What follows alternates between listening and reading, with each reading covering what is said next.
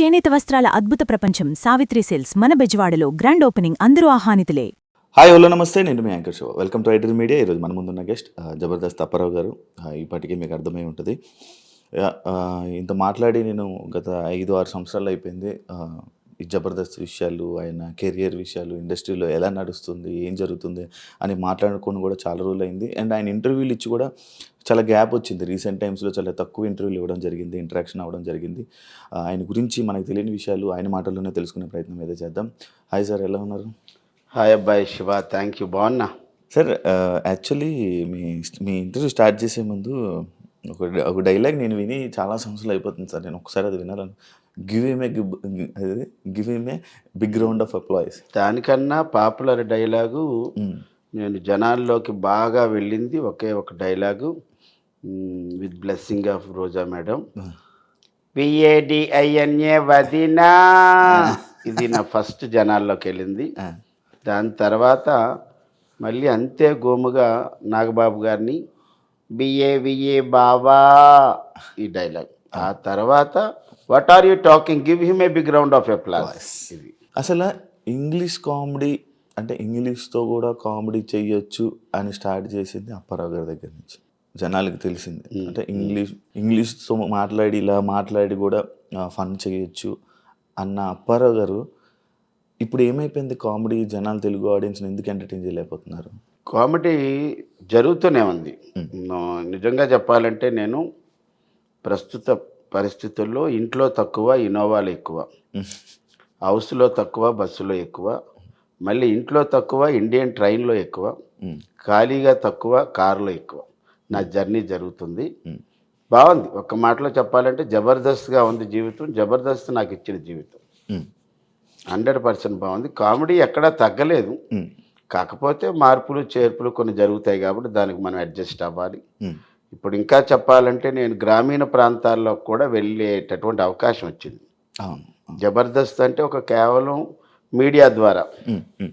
నేను ఇప్పుడు ఏంటంటే ఒకవైపు జబర్దస్త్ చేస్తూ, మరోవైపు ఈవెంట్లు చేస్తూ, ఇంకోవైపు సినిమాలు అడపా చేస్తూ, మరొకటి నాటకం.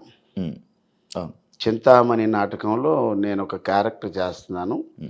అది కూడా నెలకి ఇంచుమించుగా ఒక 5 నుంచి 10 రోజులు చేస్తున్నాను. అంటే జనాల్లోకి వెళ్ళేటటువంటి ఒక మంచి అవకాశం మళ్ళీ నాకు వచ్చింది. అది నాకుగా నేను ఏర్పాటు చేసుకున్నది. మీకు మీ వర్క్ గురించి మీకు తెలుస్తుంది, ఆడియన్స్కి అయితే తెలియదు. ఎందుకంటే మిమ్మల్ని జబర్దస్త్ అనే టీవీ షోలో జనాలందరూ చూసి అలవాటు పడిపోయారు. అంటే టీవీలో కనిపిస్తారు, ఈయన బయట తక్కువ కనిపిస్తారు అనే మైండ్ సెట్తో ఉండేవాళ్ళు. అలాంటిది ఇప్పుడు అప్పారావు గారు అంటే అరే ఆయన అప్పుడు మంచి కామెడీ చేసేవారు కదా, ఏమైపోయారు ఆయన అనే క్వశ్చన్ అడుగుతున్నారు. ఆ గ్యాప్ రావడానికి టీవీలోనే కొంచెం తగ్గడం వల్లే కదా. తగ్గడం అంటే నేను జబర్దస్త్ స్టార్ట్ అయింది ఎప్పుడంటే ఫిబ్రవరి 7, 2013. నేను 1 ఇయర్ తర్వాత 2014లో ఎంటర్ అయ్యాను, with support of Shakalaka Shankar గారు. శకలక్ శంకర్ గారికి బి చిన్నకృష్ణ గారు, ఈయన దర్శకుడు, వివి వినాయక్ గారి శిష్యుడు. ఈయన కూడా ఒక 4-5 సినిమాలు చేశారు. వీడి తేడా, బ్రదర్ ఆఫ్ బొమ్మాలి, అక్షర, తర్వాత ఏమో కొన్ని సినిమాలు చేశారు. ఆయన సపోర్ట్తో శకలక్ శంకర్ గారు నాకు అవకాశం ఇచ్చారు. అదంతా కూడా ఒక మంచి జర్నీ. 2014 నుంచి ఆయన మానేసిన దాకా అద్భుతం. ఆ తర్వాత నాకు ఇంకో సెకండ్ జానర్ ఎక్కడంటే రచ్చరవి గారి దగ్గర. ఈ రచ్చరవి గారి దగ్గర పుట్టిన డైలాగులే ఈ వదిన అనేటటువంటిది, బావా అనేది. నేను బాగా పాపులర్ అవ్వడానికి శకలక్ శంకర్ దగ్గర అద్భుతమైనటువంటి నాకు సపోర్ట్ దొరికింది. బాగా జనాల్లోకి వెళ్ళాను. అప్పుడు వరకు ఎవరో శకలక్ శంకర్ టీంలో పెద్ద అయినా అనేవారు, కానీ తర్వాత ఇతను అప్పారావు వైజాగ్ ఆర్టిస్ట్ అంట, అది వచ్చింది.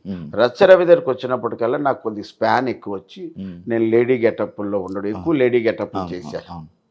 అలా నాకు బాగా పాపులారిటీ వచ్చింది. తర్వాత మళ్ళీ రచ్చరవిసి ఆయన మానేసి సినిమాల్లోకి వెళ్ళిపోయాడు. ఆ తర్వాత మళ్ళీ నేను బుల్లెట్ భాస్కర్ టీంలోకి రావడం, అక్కడ కూడా మంచి పేరు వచ్చింది. తర్వాత మళ్ళీ నేను కమ్ బ్యాక్ టు పంచప్రసాద్, నాటి నరేష్ టీంలో చేశాను. అక్కడి నుంచి మళ్ళీ బుల్లెట్ భాస్కర్ టీంలోకి వేశారు. దాని తర్వాత నేను సోలో టీం లీడర్ అయ్యాను. దాని తర్వాత చలాకీ చంటిగారి టీంలో వేశాను. అంటే మీది యాక్చువల్ చెప్పాలంటే ఇలా టీమ్స్లో కామెడీ చేస్తున్నప్పుడు చాలా బాగుండేది. ఎప్పుడైతే మీరు టీమ్ లీడర్ అయ్యారో అప్పుడు కొంచెం డౌన్ స్టార్ట్ అయిందని కాదు అనుకోవచ్చా? కాదు నాకు 13 వారాల వరకు ఇచ్చారు. 13 వారాల తర్వాత కొద్దిగా హైపర్ టెన్షన్ అవన్నీ కనబడడంతో నితిన్ భరత్ గారు హెల్త్ పాయింట్ ఆఫ్ వ్యూలో మీకు చాలా హైపర్ టెన్షన్ కనబడుతుంది, దాన్ని మేము రిస్క్ తీసుకోలేము, దయచేసి మీరు మళ్ళీ కంటెస్టెంట్గా రండి అన్నారు. నా 13 వారాల్లో కూడా మంచి స్కిట్లే ఇచ్చాను నేను. అయితే 13 వారాల్లో జనాల్లోకి వెళ్ళాను నేను. సోలో ఆసమ్ అప్పి అనేటటువంటి టైటిల్తోనే వచ్చాము. సరే, ఇంకా డైరెక్టర్లే మనకు ఒక అవకాశం ఇచ్చారు. డైరెక్టర్లే నాలో ఉన్న ఒక హైపర్ టెన్షన్ గమనించి, వద్దండి మీ ఏజ్ ఫ్యాక్ట్లో మీకు రిస్క్ ఉంది కాబట్టి వద్దు అనగా నేను కూడా వారి మాటని నేను గౌరవించి వెనక్కి వచ్చాను. సరే, మీకు ఇంకొకటి లేడీ గెటప్‌లోనే బాగా మీకు ఇది కదా సార్, మీ మాటలు గాని, మీ కామెడీ గాని ఎక్కువ లేడీ గెటప్‌లో పండేది కదా? లేడీ గెటప్ ఒక్కటే కాదు, ఇప్పుడు మీరన్న ఇంగ్లీష్ మాటలు కూడా ఇంగ్లీష్ మాటలు.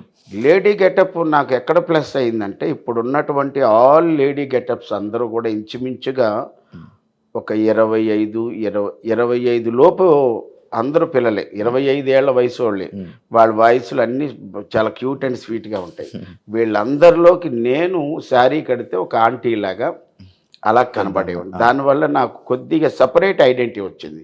ఇప్పుడు కొమరంకి ఎలాగైతే ఒక తెలంగాణ మాండలికంలో ఎలా వచ్చిందో, నాకు సపరేట్ ఐడెంటిటీ ఏంటంటే ఒక ఆంటీలా కనబడతాను.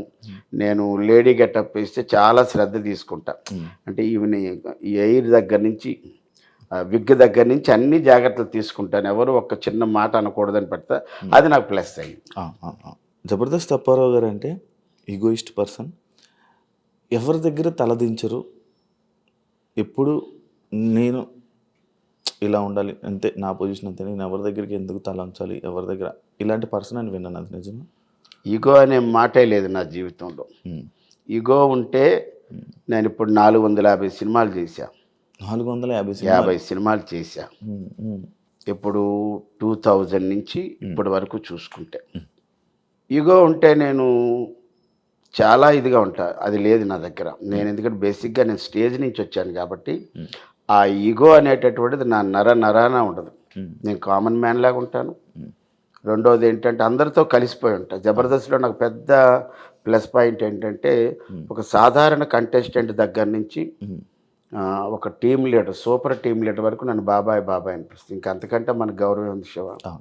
అది ఈగో ఉంటే నేను ఏ టీంలోనూ కూడా చేసేవాడిని కాదేమో. నన్ను చాలామంది బాబాయ్ నువ్వు ఈ స్కిట్లో ఈ క్యారెక్టర్ అయితే బాగుంటుంది బాబాయ్, నువ్వు రా బాబాయ్ అన్న సందర్భాలు కూడా చాలా ఎక్కువ ఉన్నాయి. అది చంద్ర గారి టీంలో చేశాను, అలాగ అడిగితే అవినాష్ టీంలో చేశాను, సుడిగాలి సుధీర్ టీంలో చేశాను. ఒక హైపరాది టీంలోనే చేయలేదు కానీ, అంటే అప్పుడు మేము ఎక్స్ట్రా జబర్దస్త్లో ఉండేవాళ్ళు, వాళ్ళు జబర్దస్త్ కాబట్టి అవకాశం లేదు. బట్ అన్ని టీముల్లో నన్ను గౌరవించారు, పిలిచారు. ఈగో అనేటటువంటిది ఈ అప్పారావు ఒంట్లో ఎక్కడా లేదు, ఉండదు కూడా. సార్, నాకు ఇంకో డౌట్ ఉండే, ఈ ఉంగరాలు అవన్నీ పెడతారు కదా సార్, ఏంటి సార్ అది? ఇది అందరూ సెంటిమెంట్ అనుకుంటారు కానీ సెంటిమెంట్ ఏం కాదు. నాకేంటంటే వేళ్ళకు ఉంగరాలు ఉండటం ఇష్టం.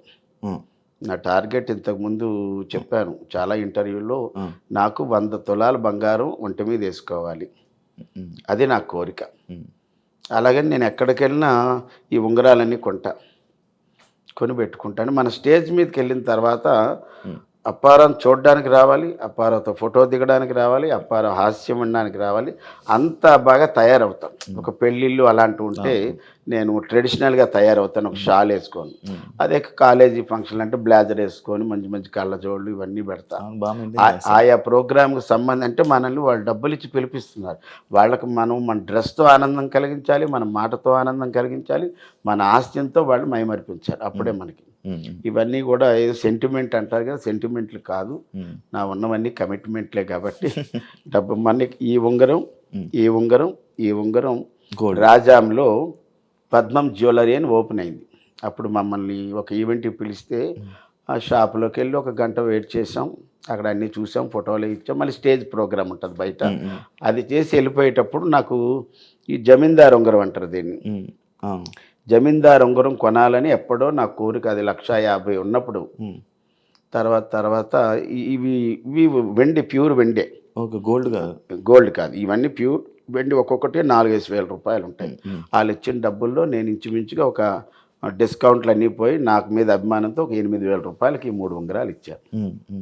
కాదు సార్, మీరు బాగానే సంపాదించారు, బాగా ఈవెంట్లు చేస్తారు, జబర్దస్త్లోనే చాలా సంవత్సరాలు చేశారు. ఆ డబ్బంతా బంగారం ఉంటుంది కదా సార్, కొనుక్కోలేదు? ఉన్నది బంగారం లేదని అంటాం లేదు, కానీ ఉంది. కానీ నేను ఇప్పుడు బయట ఈవెంట్లకు వెళ్ళినప్పుడు ఏంటంటే మనకి ఎక్కువ క్రౌడ్ వచ్చి ఎవరి పనుల్లో వాళ్ళు ఉంటారు. ఆ పని మీద వచ్చేవాడు కూడా ఆ పని మీద ఉంటాడు. అలాగే మొన్న ఒక రోజు 8 days చేసేటప్పుడు ఇక్కడ మండ చైన్ ఉండేది, పోయింది. బ్రేస్లెట్ రీసెంట్గా ఒక 1.5 year అయింది, బ్రాస్లెట్ పోయింది. పోతే అప్పటి నుంచి నేనే 1 gram గోల్డ్ ఇవన్నీ పెట్టేసుకున్నా. ఏదైనా బంగారం ఉంటే గింటే ఇంట్లో పెట్టి ఏదైనా ఫంక్షన్లకు వెళ్ళినప్పుడు రిజర్వ్డ్గా ఉండేటక్కడ ఎక్కువ జనాలు లేని దగ్గర ఏదో ఒక 5 తులాలు 10 తులాలు వేసుకొని అలాగే కనబడి వచ్చేస్తుంటుంది. ఈ బ్రాస్లెట్ పోయిన దగ్గర నుంచి నాకే భయం వేసింది.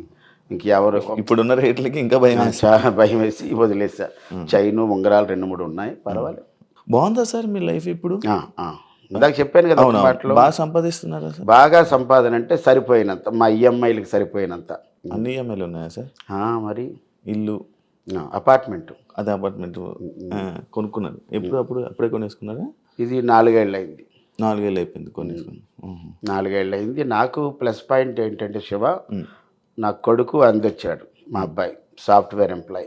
లక్కీగా మా కూతురు లాంటి కోడలు కూడా హెల్ప్ అయింది, తను సాఫ్ట్వేర్ ఎంప్లాయ్. ఇక నేను జబర్దస్త్లో ఉండి నెలకి మా వినోద్ గురించి చెప్పాలి. ఇక్కడ మా లేడీ గెటప్ వినోద్, చమక్ చంద్ర గారి టీంలో నెలకు ఎలా లేదని నా అబ్బాయి ద్వారా మనకి 20 ఈవెంట్లు వస్తాయి. వినోద్ ద్వారా కేవలం వినోదే ఇస్తాడు నాకు.